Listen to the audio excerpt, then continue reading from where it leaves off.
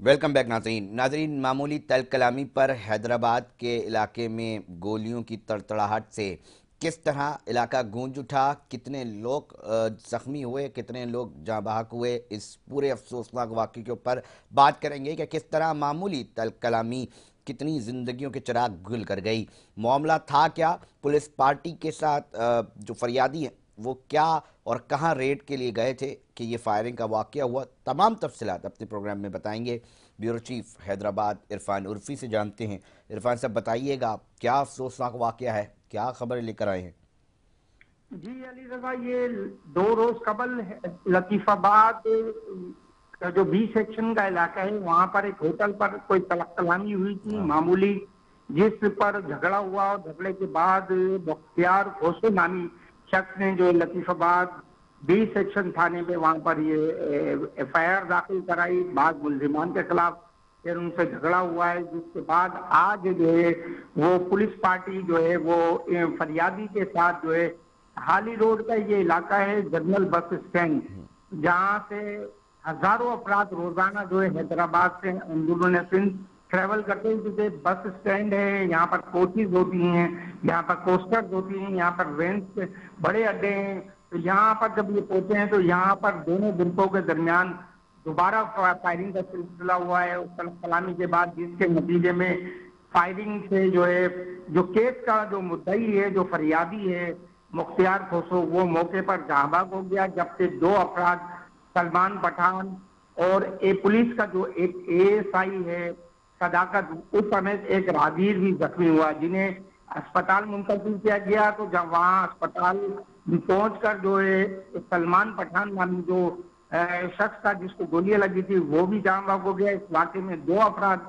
हलाक हो गए हैं, एक राहगीर जख्मी है, एक पुलिस का जो इरफान उर्फी असिस्टेंट। साहब, नाजरीन यकीनी तौर पे ये भी जानना चाहेंगे कि ये तल कलामी की वजह क्या बनी, क्या पुलिस ने जो है इन्वेस्टिगेट किया और क्या मामला सामने आया था कि इतनी बड़ी वजह की गोलियां चल गई? जी बिल्कुल, ये 2 रोज पहले ये वाकया हुआ था। ये लोग होटल पर बैठे थे, वहां पर जो ये वाकया हुआ वहां पर तलब तलाशी के बाद जो ये झगड़ा झगड़ा हुआ। एसएसपी हैदराबाद जो है अदील चांडी, उनसे मेरी गुफ्तगू हुई है, उन्होंने ये बताया कि झगड़े के बाद जो वाकये की एफआईआर हुई थी उसमें पुलिस पार्टी जब मुलजिमान को गिरफ्तार करने के लिए फरियादी के साथ पहुंची है तो वहां पे भी तलब कलामी हुए। तलब कलामी के बाद फायरिंग का ये सिलसिला हुआ और फायरिंग में इसमें 2 अफराद भी जहाँ बाग हो गए। इरफान साहब, ये ना एक सिर्फ मामला कत्ल के नहीं है, मामला ये भी उठा रहा है कि जनाब क्या इतना आज़ादाना तौर पे असले का इस्तेमाल हो रहा है? क्या पुलिस की रट कायम नहीं है हैदराबाद के अंदर? क्या मामला है कि इस तरह आज़ादाना तौर पे जो है वो फायरिंग हो रही है? मतलब क्या है मामला, क्या बताती है पुलिस, क्या मौक़िफ़ पेश करती है?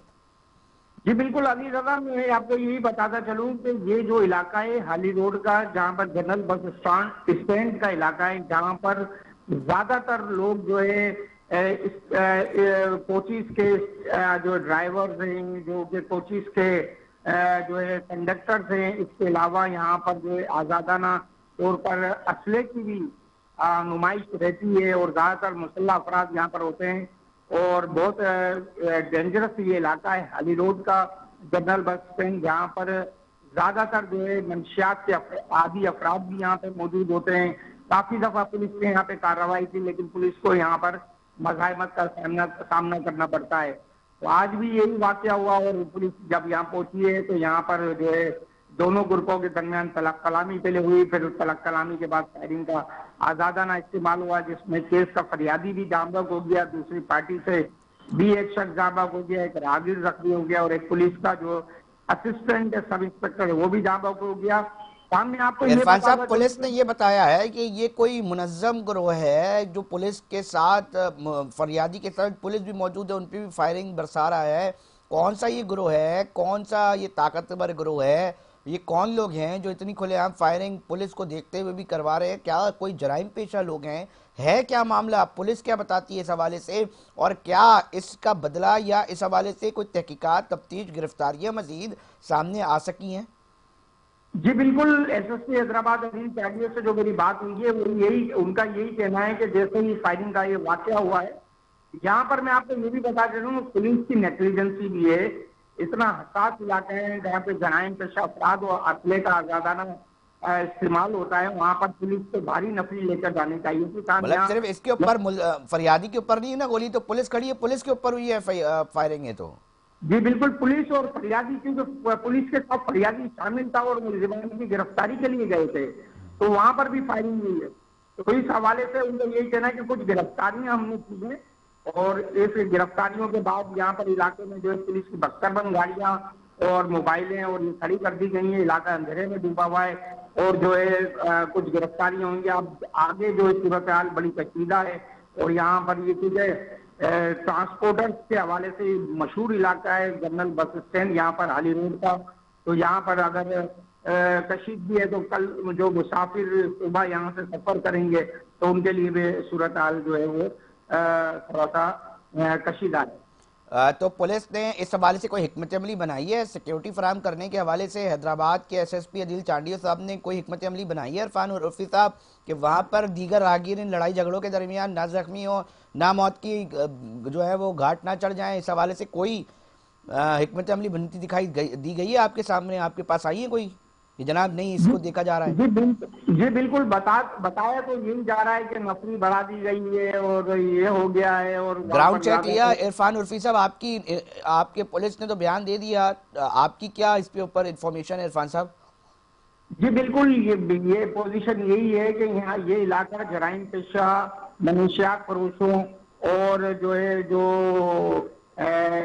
खास तौर पर जो जराइम में मुलविस अफराद हैं उनकी पनाहगाह है। तो यहाँ पर तो ज्यादातर सूरत हाल हमेशा कशीदा ही रहती है और बड़े बड़े ऑपरेशन भी इन इलाकों में हो चुके हैं और फायरिंग भी हुई है इंतजामिया की जानिब से। जब इस इलाके को खाली कराने की भी कोशिश की गई तो भी यहाँ पर जो है सूरत हाल ऐसी होती है जो मुसल्लह अफराद कई कई घंटे जो है वो पुलिस के साथ और जो जो इंतजामिया के लोग हैं उनके साथ लड़ते हैं।